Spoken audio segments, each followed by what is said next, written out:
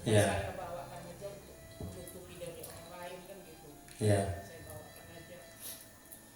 Saya kadang kalau saya tengah hari itu kalau saya nggak dapat semen atau kipas atau AC lah, sekarang ini AC lah, itu sesak dada saya. Susah ya. Sesak.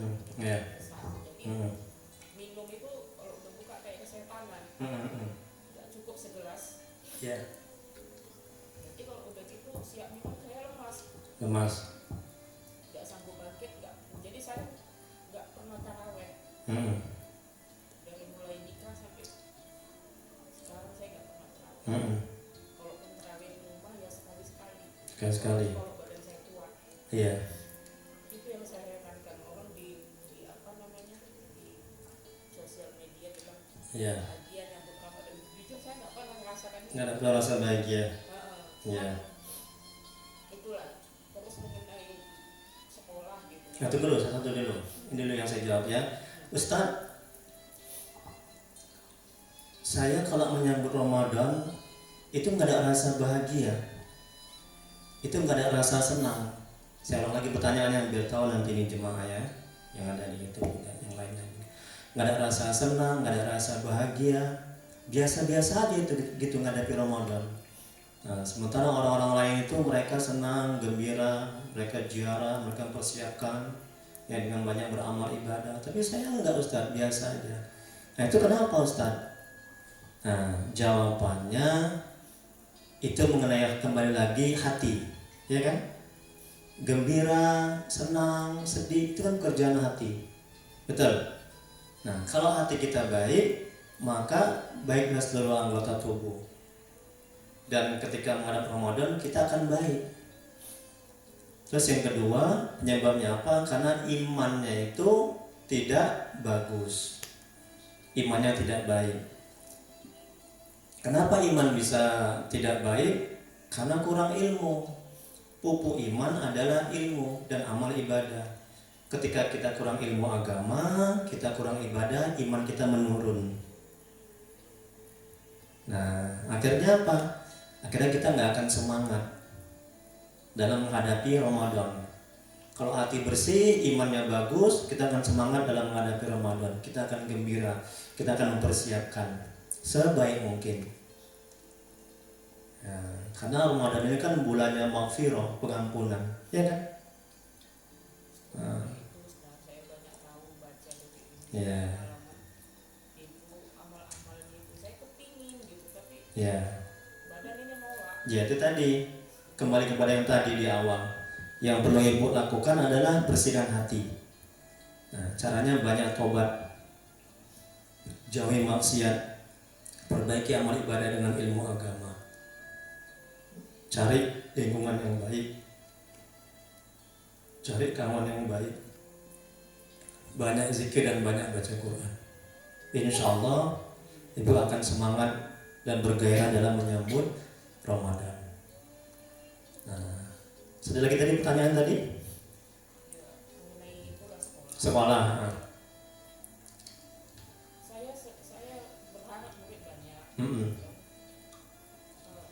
Saya senang murid datang belajar, senang sekali. Bahkan kadang saya melihat murid itu bisa, saya menangis melihat menangis. Tapi saya juga belajar itu pun alhamdulillah ikhlas ya. Kalau murid bodoh pun saya sedih. Sedih.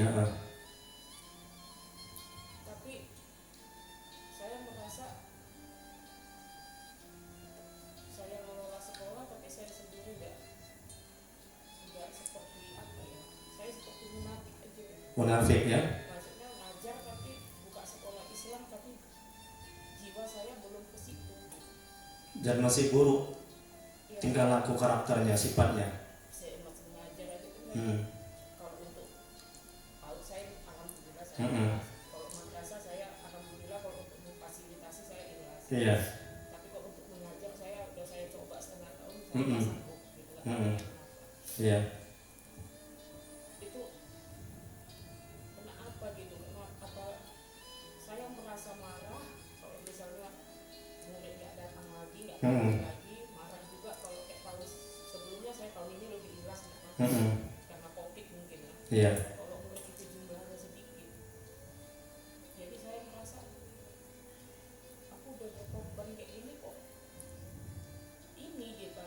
ini balasannya gitu ya. Kayaknya sia-sia ya. Mm-mm. gitu lah kami Marah ibu jadinya ya. marah sama Mm-mm. ibu gitu kan, Mm-mm. yang udah saya berkorban dia kok Mm-mm. Balasannya gitu ya. gitu. Mm-mm. Jadi itulah setahun belakangan ini kemarahan saya itu dominan sama sekolah, Sama sekolah ya. Sama kerjaan. sama pekerjaan, sama keponakan Semua termasuk suami sama orang tua juga ya. Mamanya ibu ya. ya, sama sama pun saya Marah juga ya. kayak bukan marah, kayak mati hati aja. Astagfirullahaladzim. Gak boleh durhaka itu ya. Tahu tapi Nggak akan selamat kita dunia akhirat kalau kita durhaka. Nah, boleh jadi itu juga penyebab ibu dapat bala bencana karena ibu nggak ikhlas ngurus mama. Nah, jangan ya, makanya sekarang coba bertobat. Alhamdulillah saya senang ibu menangis ya. Mudah-mudahan Allah merahmati ibu dan kita semua ya, dan ibu kembali bertobat, mohon ampun. Dan saya sarankan nanti ibu cium tangan mama, peluk itu, minta maaf sama dia. Lagi ini kan mau Ramadan, karena ibu banyak dosa. Nah, boleh jadi ibu nggak ngomong, tapi hati ibu dongkol, hati ibu nggak ikhlas, hati ibu marah. Itu sama juga. Bapak tahu itu masalah-masalah ibu ini? Ya saya kan ngasih segi positifnya aja begini. Maksudnya? Yang buat baik Hmm. orang tuanya, ya silakan aja. Nggak selama ini yang ibu curhatkan apa selama yang sini bapak tahu? Ya ada sih. Terus apa solusi dari bapak? Itu kebaikan dia aja, sesuai dengan selera agama aja. Hmm. Kita laksanakan, kalau dia nggak sanggup, ya udah ikhlas aja. Hmm. Intinya, Intinya ikhlas. Ada hmm. yang lain, kita mau diapain kita ikhlas. Kalau orang tua nggak mau, kita ikhlas. Kita mau berbuat baik untuk orang tua, kita ikhlas. Hmm. Ada yang mau saya yang negatif-negatif ini nggak perlu. Hmm. Intinya bapak tahu keluhan-keluhan ibu ya, dan bapak sudah kasih nasihat ya. Bapak. Tinggal ngeliat jalan. Perkara ada masalah, ada yang di dalam dirinya kurang baik, saya nggak ngerti kan gitu kan. Kan dia yang mau meningkatkan energi untuk berbeda dia sendiri. Saya ngasih dorongan aja. Gitu ya. Jadi Saya dampingin aja, pokoknya untuk yang berbuat saya dampingin. Ada saya yang berbuat. gitu ya.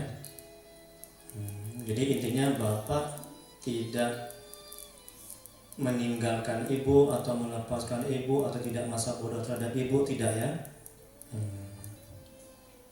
Ya alhamdulillah, ini suatu energi dan kekuatan bahwa ibu tidak sendiri, ada suami yang selalu melindungi ibu, yang peduli sama ibu, yang perhatian sama ibu. Coba share, berbagi sama suami, biar ringan beban itu.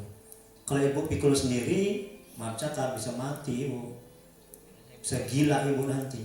Udah ikhlaskan aja. Kita itu kepada Allah. Semuanya kembali kepada Allah. Nggak usah pikirkan yang lain-lain. Kalau nggak ada ya udah, gimana jalan keluarnya? Banyak Nah, yang baik. kemarahan itu banyak tahun sebelakangan ini karena persoalan masak itu di rumah mama kan.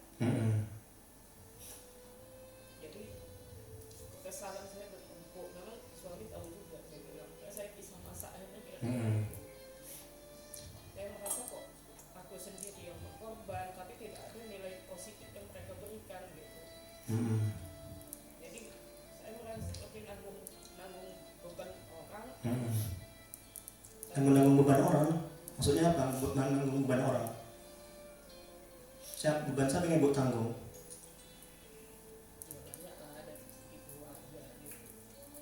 Kalau mama itu bukan beban, nggak boleh beban ya. Itu tanggung jawab kita sebagai anak. Kalaupun kita sudah menikah, mau banyak, terus.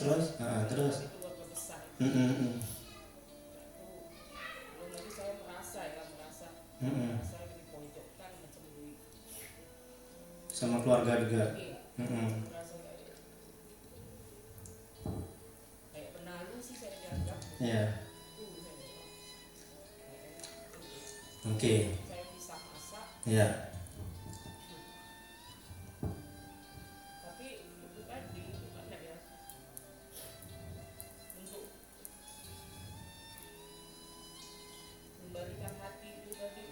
Kebalikan hati. kembalikan hati yang seperti dulu gitu enggak Iya. apa itu kayaknya berat. Oke. Ya, sekarang saya jawab ya. Eh, Tadi masalah ibu sudah ngurus sekolah, ya kan? Kemudian sudah mati-matian berjuang supaya maju sekolah, ya kan? Nah, tapi tanggapan dari guru-guru yang lain tidak seperti yang ibu harapkan, ya kan? Terus ibu kecewa, gitu ya? Ya, Nah, bahkan boleh dibilang saya dirugikan. oke, ya. Sekarang begini bu, saya jawab satu-satu dulu ya, biar jelas. Sekarang begini. Dalam kita mengerjakan sesuatu, ya, yang mesti kita lakukan yang pertama niat yang lurus. Seperti bapak ini bilang tadi, suami ibu, ikhlas. Kita mengerjakan itu karena Allah dan mengharap ridha Allah, ya, dan menjalankan perintah Allah. Karena kerja itu adalah perintah Allah, itu ibadah. Kita dapat pahala. Udah? Kalau kita sudah ikhlas karena Allah mengharap ridha Allah dan menjalankan perintah Allah, ketika apa yang kita lakukan belum diterima orang mencaci dan menghina, kita nggak akan sakit hati, kita nggak akan stres. Gitu cara manajemen hatinya. Jadi, iya, masa bodoh orang mau bilang apa, mau menerima kita atau tidak, mau menghargai usaha kita atau tidak, masa bodoh. Yang penting ini aku kerja karena Allah mengharap ridha Allah dan menjalankan perintah Allah. Jadi kita nggak sakit hati dan tidak menjadi pikiran buat kita. Itu yang mesti ibu lakukan. Kenapa ibu sakit hati? Boleh jadi ibu nggak ikhlas, butuh dipuji, butuh pengakuan, butuh dibalas budi. Akhirnya stres kita. Nah, jadi itu aja intinya. Termasuk juga begitu masak, ya masak untuk mama dan segala macam misalnya. Udah ikhlas aja karena Allah dan mengharap ridha Allah dan menjalankan perintah Allah. Berbakti sama orang tua itu perintah Allah. Kan dapat pahala, kan kita yang untung. Kan kita yang dapat pahala, kan kita dapat banyak kebaikan. Kan mereka yang rugi, mereka nggak sedekah, mereka nggak berbakti. Udah doakan mereka, jangan iri, jangan dengki, jangan dendam. Rasulullah SAW bersabda, kebaikan yang kita lakukan kan untuk kebaikan kita juga, untuk diri kita. Keburukan yang kita lakukan juga untuk diri kita, kembali ke kita. Makanya buat baik aja. Ini kayak saya nih, buat baik, saya sedekah gratis. Alhamdulillah Allah kasih rezeki sama kami. Jadi rugi tolol pauk orang yang berbuat keburukan. Karena apa? Karena kembali sama dirinya. Betul? Kalau saudara-saudara ibu belum mau berbuat baik, belum mau mengurus orang tua atau yang lainnya, udah doakan mereka, semoga mereka dapat hidayah. Enak hidup ini, tenang. Apa yang mesti kita pikiri? Stres kita capek. Jangan memikiri yang nggak perlu dipikiri. Ya, betul kan? Stres kita nanti. Nah, jadi mulai sekarang, ya, ibu nggak usah pusing-pusing, ibu nggak usah stres, ya. Nah, ibu kerjakan aja yang mesti ibu kerjakan, yang mesti ibu lakukan.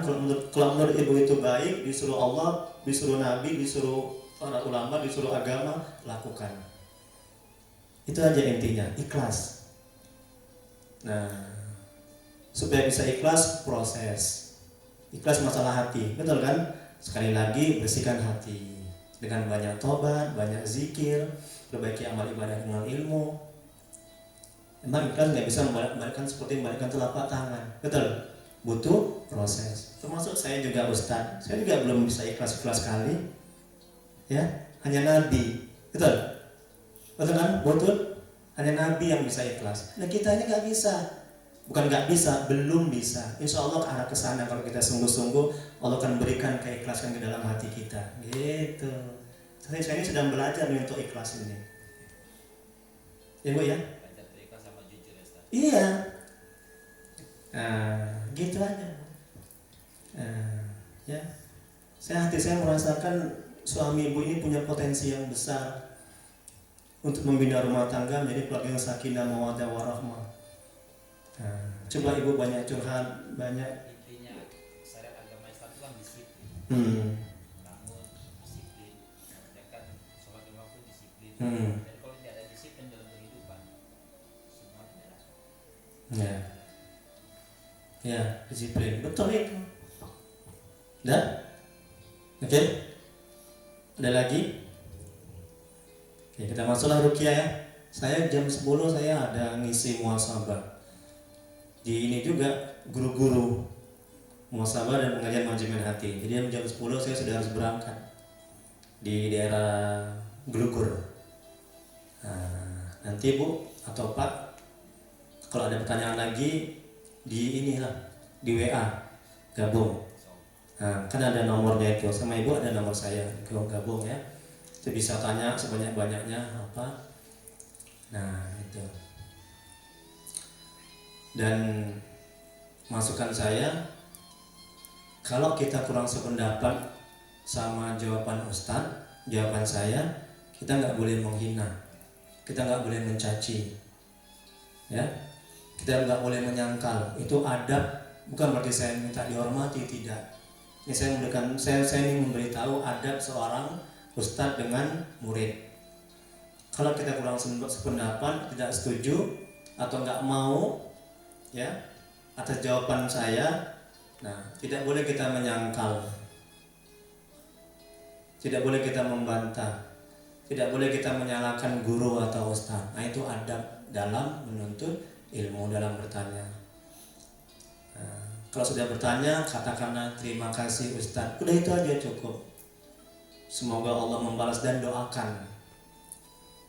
Jangan kita menyangkal Ustadz, saya kurang setuju Ustadz gini-gini segala macam gini-gini segala macam, itu kurang beradab. Paham ya? Kalau kurang puas, cari Ustadz yang lain, yang lebih senior, yang lebih banyak ilmunya. Tanya lagi sama dia. Kalau nggak cukup satu Ustadz. Nah, ini paham ya? Nah, karena ada jemaah saya seperti itu. Nah, dia menyangkal, dia coba mendebat. Itu kurang beradab. Dia tidak akan berkah ilmu itu. Ya, ini supaya dipahami. Nggak ada bilang terima kasih, nggak ada bilang kata penutup setelah bertanya. Ya, dia mendebat saya, dia menyangkal saya, dia menyalahkan saya. Emang dia siapa? Udah bertanya, ditolong, nggak tahu diri. Tapi saya nggak bilang begitu. Mungkin dia nggak ngerti jemaah, ya. Tapi saya sabar. Nah, saya doakan semoga dia dapat hidayah. Ini supaya tahu, ya, dalam adab-adab bertanya kepada Ustaz. Oke, sekarang kita masuk ruqyah. Sudah dibuka itunya semua? Udah ya. Ruqyah nggak lama. Kita baca Yasin, ayat kursi 7 kali, Al-Fatihah 7 kali, Al-Ikhlas 3 kali, Al-Falaq sama An-Nas, ya. Kemudian sekitar 5 atau 10 menit. Nah, insya Allah nanti bisa dirasakan nanti ketika di ruqyah, ya. Kalau ada efeknya kok. Oh ya, plastik, nanti kan muntah segala macam, tolong ambil plastik ya. Soalnya selalu. Ya. Jadi salah satu efek dari ruqyah itu sembuh itu, efek sembuh itu adalah jin setan itu keluar dari muntah, bisa juga dari air seni, ya, kencing atau air keringat. Nah, itu salah satu ciri-ciri jin itu keluar, ciri-ciri sudah mulai proses penyembuhan. Nah, itu. Niti pun adik pun juga mual ya, muntah kemarin ya. Mual apa muntah? Di, ya, mual ketika duduk ya. Ketika duduk ya. Mas, ada jin ya Mas? Ya. Apa yang Mas rasakan selama ini? Ada nggak kayak gangguan-gangguan gitu? Kalau mau sholat agak kurang khusyuk, nah, termasuk gangguan. Terus apa lagi Mas? Perut sakit? Oh, di ulu hati ya? Kadang-kadang muncul, kadang-kadang enggak. Saya tanya, kadang-kadang muncul, kadang-kadang enggak penyakitnya itu. Itu gangguan. Terus apa lagi ya? Ini biar tahu, saya jelaskan dulu. Nanti ini ada nih 25 ciri-ciri orang butuh di ruqyah. Saya terangkan. Terus apa lagi? Betul. Nah, berarti yang pertama enggak khusyuk, itu gangguan dari jin. Yang kedua, perut ulu hati. Kadang-kadang muncul sakit, kadang-kadang enggak. Habis sholat ke kamar mandi aja. Habis sholat itu ya. Mungkin mungkin banyak minum enggak? Oh enggak ada. Kamar mandi itu maaf buang air besar atau buang air kecil? Selalu itu ya, sering ya.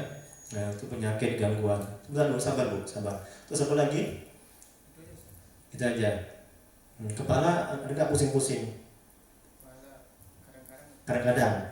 Kayak migrain sebelah gitu ya, pusing sebelah.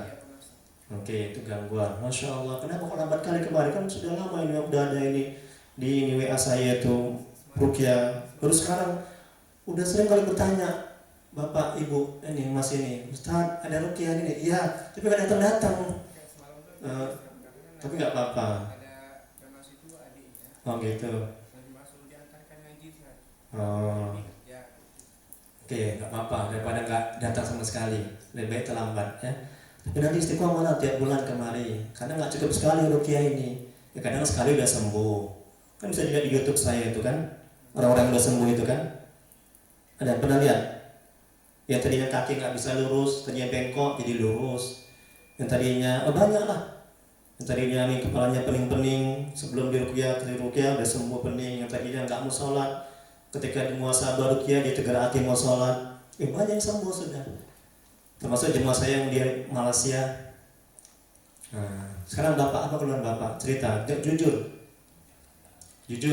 Sholat khusyuk. Khusyuk 100%. Kusuk maksudnya kusuk dalam hati, nggak inilah. Kita kan sholat itu kalau namanya kusuk itu mengerti bacaan yang kita bacakan, gitu kan. Sementara bacaan kita kan kurang paham namanya masing-masing yang nggak belajar full kan gitu kan. Oke, nanti kita buktikan nanti problema ini ya, harus jujur ya, biar terbantu untuk sehat. Nah sekarang Ibu. Itu masalah buang angin itu Ustaz. Oh tadi Ibu mau bilang tadi ya, belum buang angin kenapa? Kadang masih wudhu, untuk saya ambil 2 kali wudhu. Nanti habis itu pas sholat, kalau pas duduk tahiyat, itu selalu hampir setiap hari. Kentut. Saya selalu mau buang angin. Kentut. Iya. Selalu mau buang atau sudah kentut? Mau buang angin. Mau buang. Selesai kan Ustaz sholatnya. Nanti sudah itu ya udah plus. Ibu tahan itu ya. Iya, itu perlu. Memang kalau kita menahan buang angin tidak sampai batal, tapi hukumnya makruh. Nah itu ya, itu penyakit juga, itu gangguan. Ada lagi penyakit yang lain? Oh tadi sudah disertakan tadi ya. Oke, sekarang kakak apa keluhannya? Jujur. Kemarin juga reaksi ketika di rumah Ibu Sri Telkom ya. Itu cerita lagi kita ulang. Apa keluhannya? Kakak bisa nengok hal-hal yang gaib ya, kayak jin apa segala macam ya. Apa genderuwo, kuntilanak atau apa? Semua. Ini punya indera keenam ini, ya punya kelebihan. Tapi jangan bangga, karena kalau kakak nggak kuat iman, terganggu jiwa kakak, hati akal pikiran kakak, betul kan? Nggak tenang kakak hidup kan? Nggak tenang, kenapa? Karena kakak belum mampu, belum sanggup, ya, untuk menerima beban itu. Dikasih atau datang sendiri itu kelebihannya itu, bisa gitu. Datang sendiri. Iya. Nah, kalau orang yang kuat imannya, soleh dia, nggak apa-apa. Ya, tapi yang nggak kuat iman, nggak soleh, itu bahaya itu.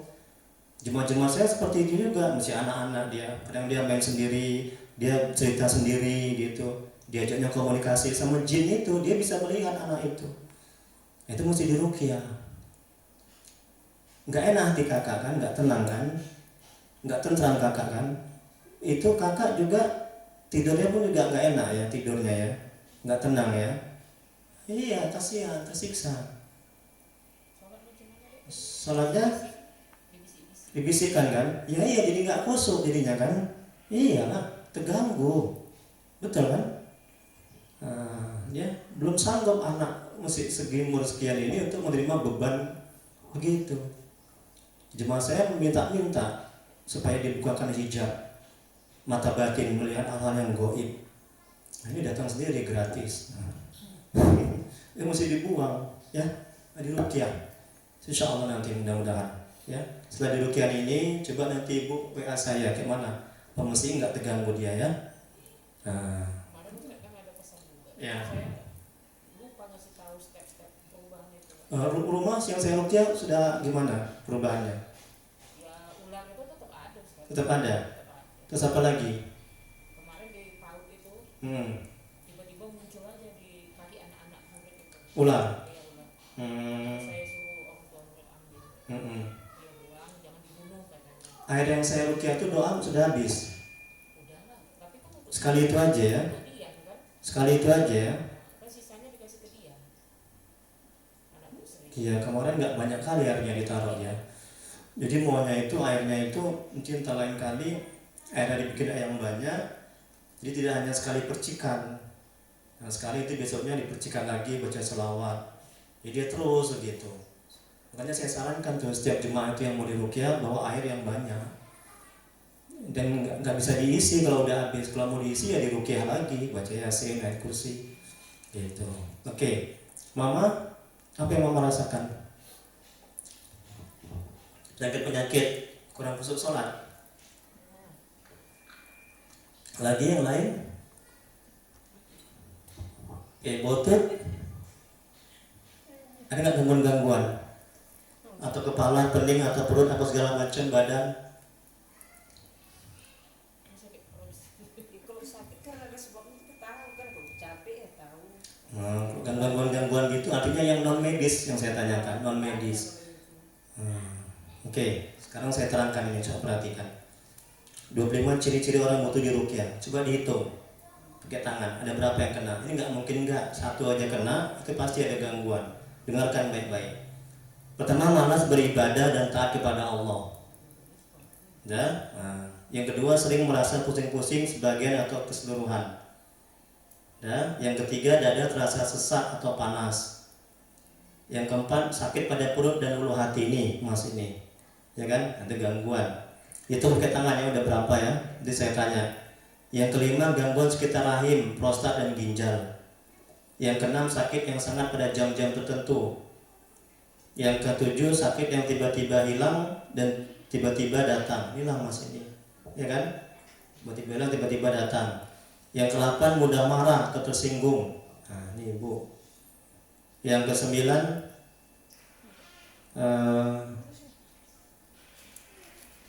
bingung, sering bingung, sulit berkonsentrasi. Nah, yang ke-10, sering bermimpi didatangi binatang buas. Yang ke-11, sering bermimpi berhubungan badan. Ini sama suami orang, sama istri orang. Yang ke-12, bermimpi jatuh dari tempat yang tinggi. Yang 13, bermimpi dengan orang yang sama. Yang ke-14, sering resah, sering gelisah, sering rasa takut, sering rasa minder. Yang ke-15, sulit tidur atau kebanyakan tidur. Ini adik ini sulit tidur atau kebanyakan tidur. Yang ke-16, sering berprasangka buruk dan merasa was-was.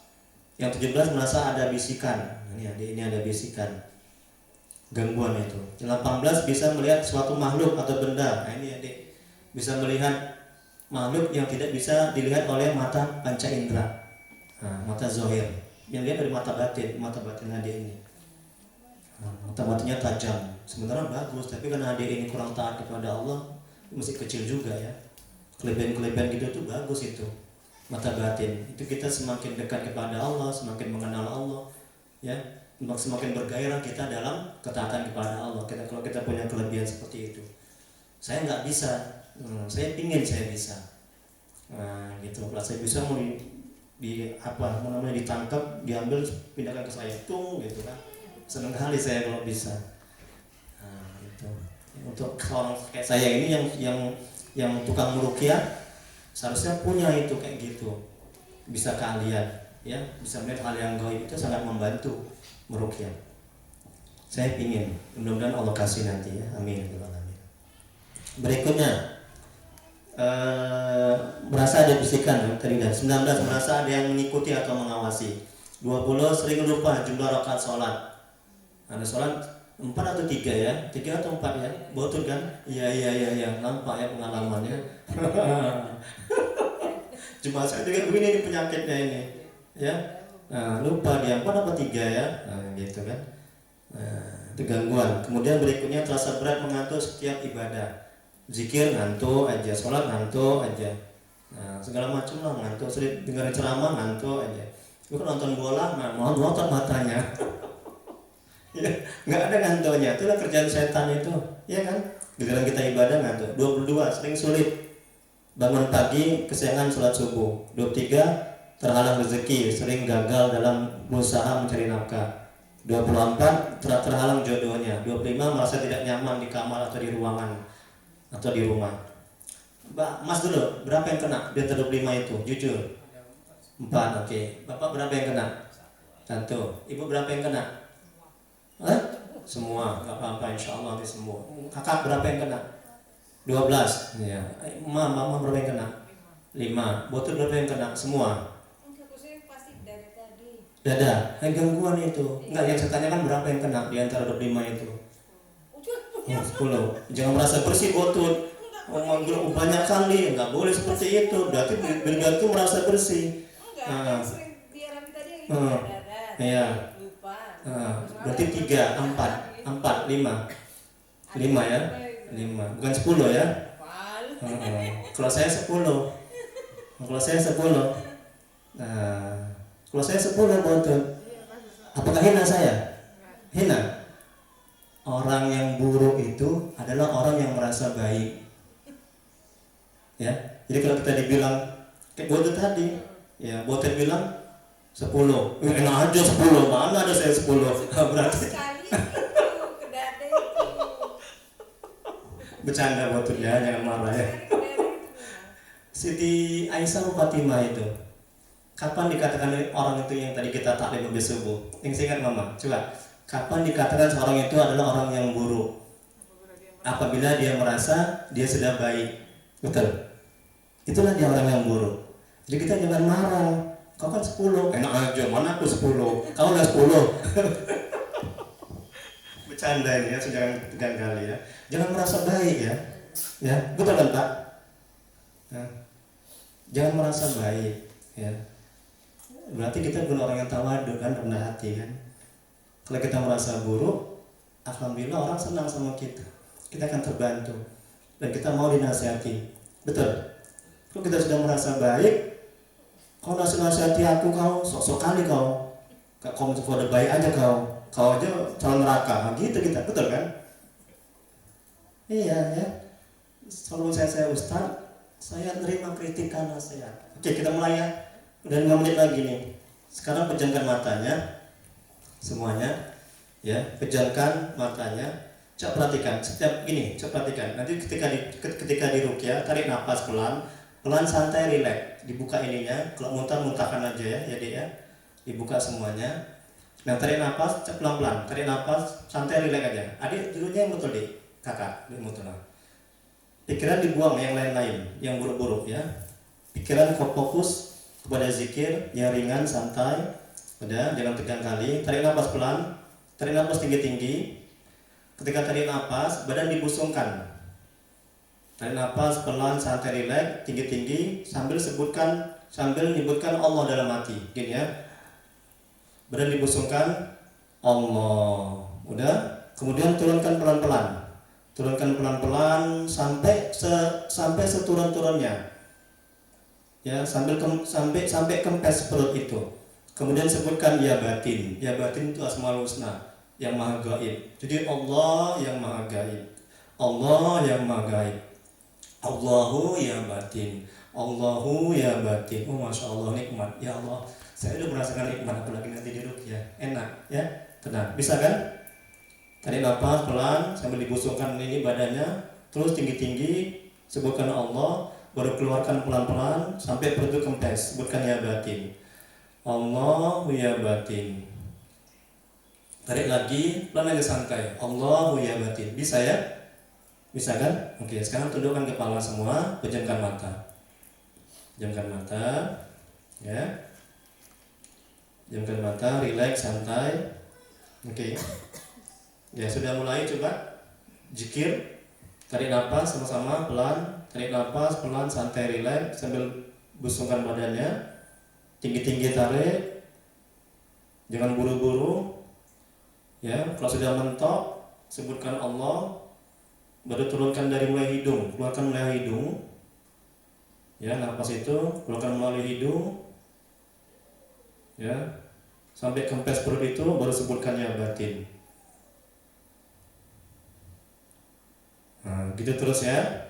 Sampai saya suruh berhenti baru berhenti. Ya, santai aja, rileks. Jangan ingat yang lain, nanti mungkin masuk setan jin itu. Fokus ingat kepada Allah, ingat zikir. Tarik nafas tinggi-tinggi sambil busungkan perut itu, gembungkan perut itu tinggi-tinggi, tarik nafas panjang-panjang sambil sebutkan Allah. Kalau sudah mentok, kemudian hembuskan melalui hidung. Melalui hidung, keluarkan sampai sekempes-kempesnya perut itu, baru sebutkan yang batin. Astagfirullahaladzim, astagfirullahaladzim. Terus ya, astagfirullahaladzim. Ila hadratin Nabi Mustafa Muhammadin Rasulullah sallallahu alaihi wasallam wa ala alihi wa sahbihi wa dzurriyyatihi wa azwajihi wa li baitihi ajma'in. Alika qadamul muslimin subhanallahi wa muslimin wa muslimat. Assalamualaikum. Syifai wal afiyah wal hidayah. Please. Sanik.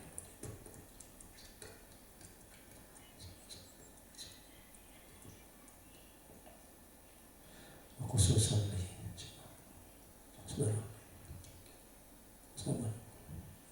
Bismillahirrahmanirrahim. A'udzu billahi minasy syaithanir rajim. Bismillahirrahmanirrahim. Alhamdulillahi rabbil alamin. Ar-rahmanir rahim. Maliki yaumiddin. Iyyaka na'budu wa iyyaka nasta'in. اهدنا الصراط المستقيم صراط الذين أنعمت عليهم غير المغضوب عليهم ولا الضالين آمين. أعوذ بالله من الشيطان الرجيم. بسم الله الرحمن الرحيم. ياسين والقرآن الحكيم إنك لمن المرسلين على صراط مستقيم تنزيل العزيز الرحيم لتنذر قوما ما أنذر آباؤهم فهم غافلون لقد حق القول على أكثرهم فهم لا يؤمنون إنا جعلنا في أعناقهم أغلالا فهي إلى الأذقان وهم مقمحون وجعلنا من بين أيديهم سدا ومن خلفهم سدا فأغشيناهم فهم لا يبصرون وسواء عليهم أأنذرتهم أم لم تنذرهم لا يؤمنون إنما تنذر من اتبع الذكر وخشي الرحمن بالغيب وبشره بمغفرة وأجر كريم. إنا نحن نحيي الموتى ونكتب ما قدموا وآثارهم وكل شيء أحصيناه في إمام مبين. وضرب لهم مثلا أصحاب القرية إذ جاءهم المرسلون إذ أرسلنا إليهم اثنين فكذبوهما فعززنا بثالث فقالوا إنا إليكم مرسلون. قالوا ما أنتم إلا بشر مثلنا وما أنزل الرحمن من شيء إن أنتم إلا تكذبون. قالوا ربنا يعلم إنا إليكم لمرسلون وما علينا إلا البلاغ المبين. قالوا إنا تطيرنا بكم لئن لم تنتهوا لنرجمنكم وليمسنكم منا عذاب أليم. قالوا طائركم معكم وإن ذكرتم بل أنتم قوم مسرفون. وجاء من أقصى المدينة رجل يسعى قال يا قوم اتبعوا المرسلين اتبعوا من لا يسألكم أجرا وهم مهتدون. وما لي لا أعبد الذي فطرني وإليه ترجعون. أأتخذ من دونه آلهة إن يردني الرحمن بضر لا تغن عني شفاعتهم شيئا ولا ينقذون. إني إذا لفي ضلال مبين. فاسمعون قيل ادخلوا الجنة قال يا ليت قومي يعلمون بما غفر لي ربي وجعلني من المكرمين وما أنزلنا على قومه من بعده من جند من السماء وما كنا منزلين إن كانت إلا صيحة واحدة فإذا هم خامدون يا حسرة على العباد ما يأتيهم من رسول إلا كانوا به يستهزئون ألم يروا كم أهلكنا قبلهم من القرون أنهم إليهم لا يرجعون وإن كل لما جميع لدينا محضرون وآية لهم الأرض الميتة أحييناها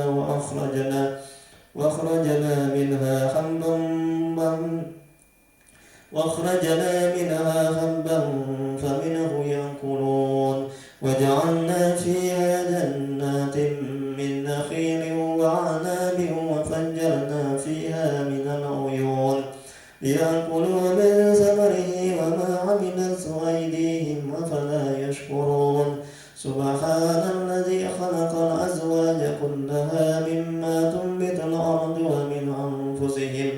ومن أنفسهم ومما لا يعلمون وآية لهم الليل نسلخ منه النهار فإذا هم مظلمون والشمس تجري لمستقر لها ذلك تقدير العزيز العليم والقمر قدرناه منازل حتى عاد كالعرجون القديم لا الشمس ينبغي لها أن تدرك القمر ولا الليل سابق النهار وكل في فلك يسبحون وآية لهم أنا حملنا ذريتهم في الفلك المشحون وخلقنا لهم من مثله ما يركبون وإن نشأ نغرقهم فلا صريخ لهم ولا هم ينقذون إلا رحمة منا ومتاعا إلى حين وإذا قيل لهم اتقوا ما بين أيديكم وما خلفكم لعلكم ترحمون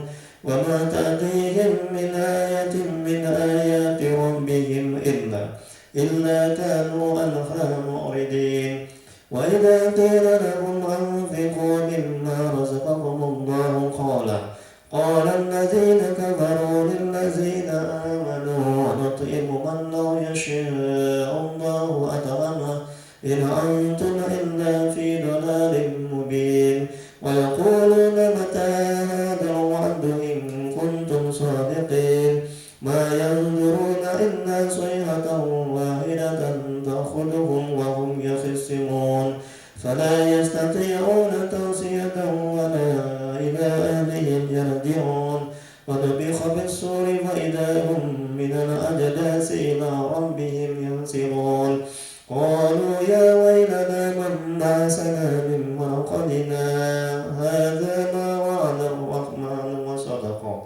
وصدق المرسلون إن كانت إلا صيحة واحدة فإذا هم جميع لدينا محضرون فاليوم لا تظلم نفس شيئا ولا تجزون إلا ما كنتم تعملون إن أصحاب الجنة اليوم في سرر فاكهون هم وأزواجهم في ظلال على الأرائك متكئون لهم فيها فاكهة ولهم ما يدعون سلام قولا من رب رحيم وامتازوا اليوم أيها المجرمون ألم أعهد إليكم يا بني آدم ألا تعبدوا الشيطان إنه لكم عدو مبين وأن اعبدوني هذا صراط مستقيم ولقد أضل منكم جبلا كثيرا فلم تكونوا تعقلون